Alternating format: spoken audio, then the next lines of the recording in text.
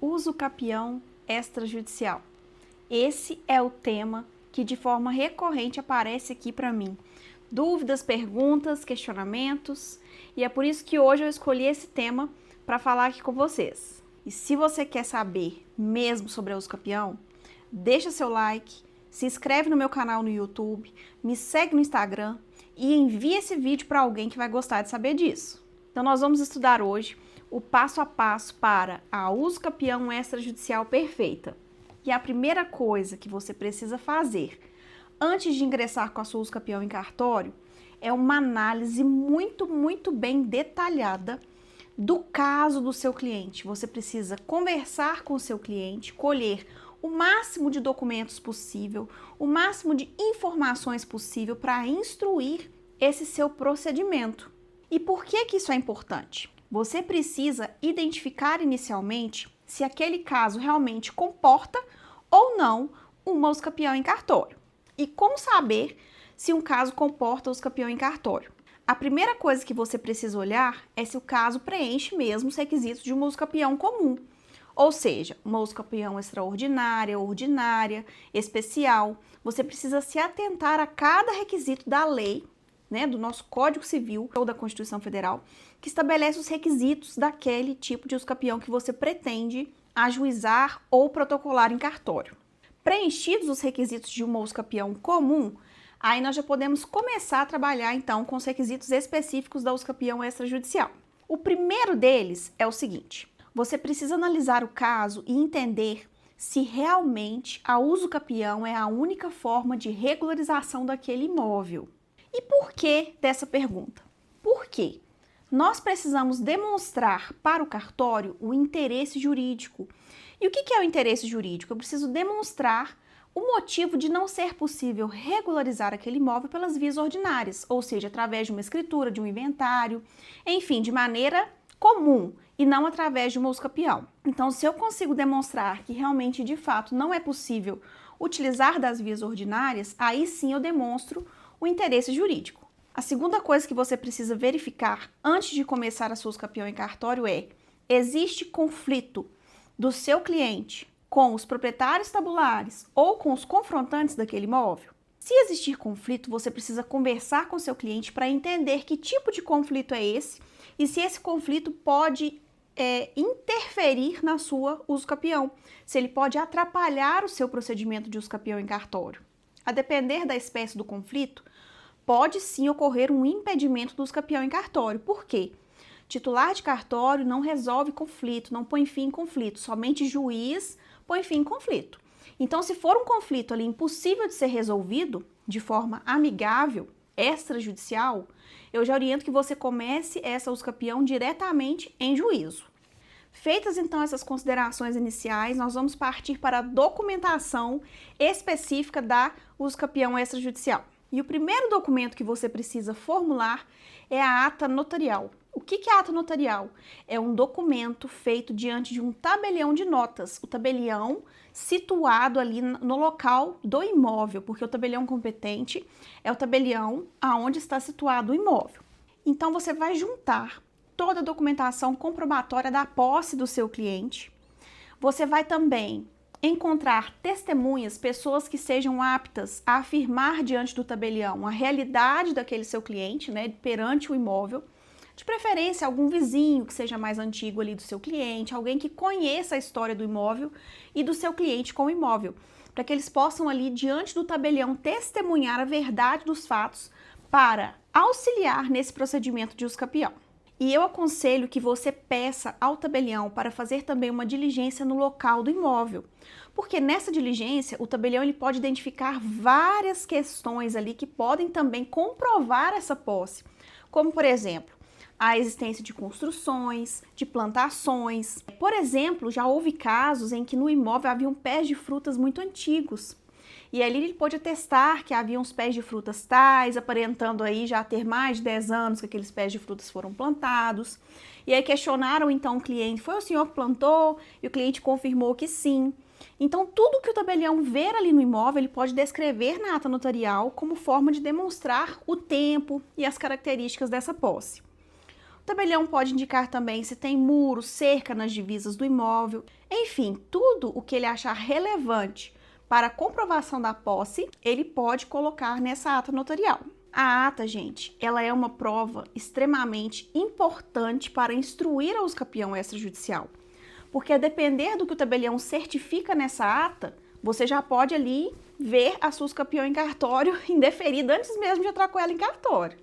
Então esteja atento para que essa ata seja bem redigida e retrate fielmente a situação do seu cliente. Feita a ata notarial, você então vai ler essa ata, vai ver se ela contribui ou não para o seu processo de usucapião e, contribuindo, você vai dar andamento com seu pedido da usucapião junto ao cartório de imóveis. Para isso, você vai precisar elaborar um requerimento específico para o usucapião em cartório.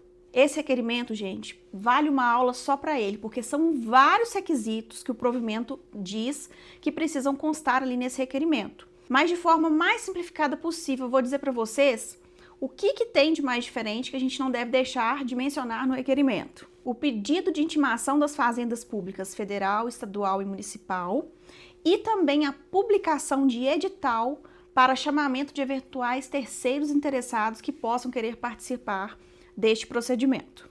Então, pessoal, elaborado o requerimento de usucapião, você vai juntar toda a documentação exigida pelo provimento para anexar a esse requerimento. E quais são esses documentos? São os documentos pessoais das partes, planta memorial descritiva RT, certidões judiciais, os documentos que comprovam a posse, certidões do cartório de imóveis, certidão de natureza urbana ou rural de imóvel e, a depender da situação também, você vai precisar juntar o imposto de transmissão, que pode ser o ITBI ou o ITCD. Então vamos de forma bem rápida falar sobre cada um desses pontos aqui. Primeira dica aí que vale ouro. O artigo 4º, parágrafo 3º do provimento 65 de 2017 do CNJ, que hoje é o provimento 149 do CNJ, ele diz o seguinte, que o advogado pode autenticar as cópias da documentação que vai ser juntada no processo de usucapião. Então, tanto para a documentação no cartório de notas como no cartório de imóveis, você pode tirar a cópia, certifica que ali é o documento autêntico, assina se responsabilizando aí por essa declaração e o tabelião ou o registrador, eles vão aceitar essa documentação em cópia. Quais são os documentos pessoais aí geralmente exigidos?